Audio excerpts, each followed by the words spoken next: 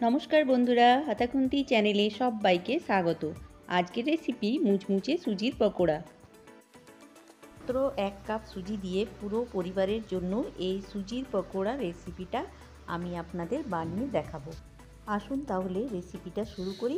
তার আগে আমার চ্যানেল যদি এখনও সাবস্ক্রাইব করা না থাকে তাহলে সাবস্ক্রাইব করে দেওয়ার অনুরোধ রইল।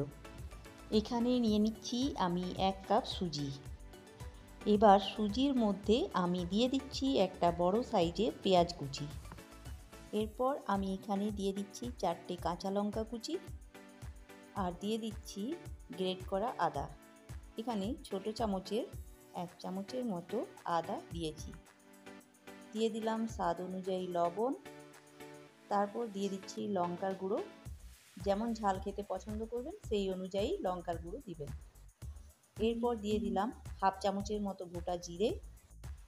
এরপর দিয়ে দিচ্ছি 1/2 কাপ টক দই। টক দইটা দেওয়ার পর এই সমস্ত কিছুকে খুব ভালো করে মিশিয়ে নিতে হবে,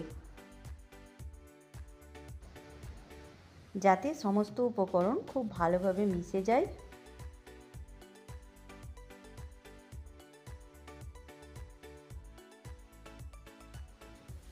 এই সমস্ত কিছু খুব ভালোভাবে মিশিয়ে নিয়েছি। এবারে এতে একটু একটু জল দিয়ে একটা ব্যাটার তৈরি করব।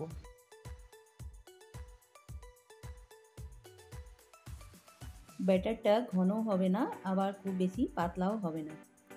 ব্যাটারের ঘনত্বটা ঠিক এইরকমই থাকবে। এবার এই সুজির ব্যাটারটাকে আমি 10 মিনিটের জন্য ঢাকা দিয়ে রেখে দিচ্ছি। এদিকে গ্যাসের মধ্যে একটা ফ্রাইং প্যান বসিয়ে তাতে 2 চামচ সাদা তেল দিয়ে দিচ্ছি।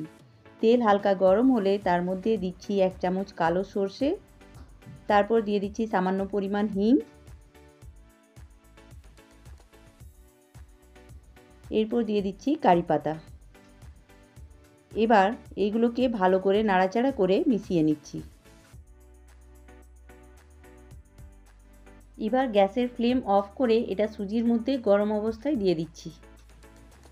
তারপর সুজির সঙ্গে মিশিয়ে নিচ্ছি।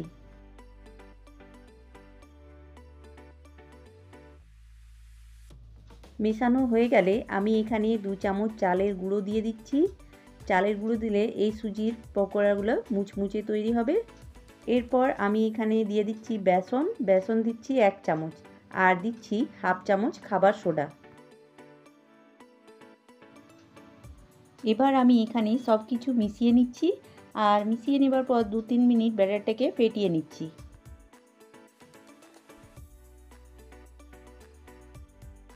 তিন মিনিটের মতো সুজির মিশ্রণটা ফেটিয়ে নিয়েছি।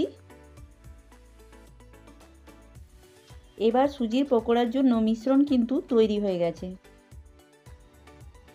এবার পকোড়াগুলোকে ভেজে নেব। তার জন্য কড়াইতে সরষের তেল ভালোভাবে গরম করে নিয়েছি।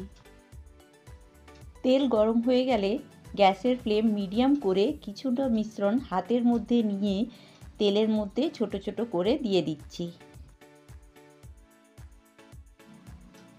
তেলে দেওয়ার সাথে সাথে দেখুন পকোড়াগুলো ফুলে তেলের উপরে ভেসে উঠেছে। যত ভালো করে সুজির ব্যাটারটা ফেটানো হবে তত ভালো করে পকোড়াগুলো তৈরি হবে। এইভাবে গ্যাসের ফ্লেম মিডিয়াম রেখে সুজির পকোড়াগুলোকে উল্টে পাল্টে আমি ভেজে নিচ্ছি। এবার পকোড়াগুলোকে ভেজে তুলে নিচ্ছি।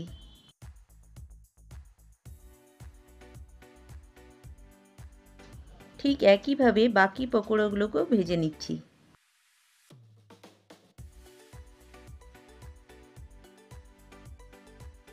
দেখুন বন্ধুরা, পকোড়াগুলো দেখতে কতটা সুন্দর হয়েছে। পকোড়াগুলো দেখতে যতটা সুন্দর, খেতেও কিন্তু অনেক সুস্বাদু হয়েছে। তাহলে আপনারা বৃষ্টির দিনে বিকেলে এইরকমভাবে পকোড়া বানিয়ে বাড়িতে দেখুন আর আমাকে কমেন্ট করে জানান রেসিপিটা কেমন হয়েছে। তাহলে বন্ধুরা, আমার আজকের এই সুজির পকোড়ার রেসিপিটা যদি আপনাদের ভালো লাগে তাহলে একটা লাইক করে দেবেন।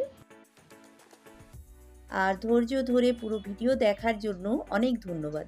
ফিরে আসবো আবার একটা নতুন রেসিপি নিয়ে। ততক্ষণের জন্য সবাইকে টাটা, বাই বাই।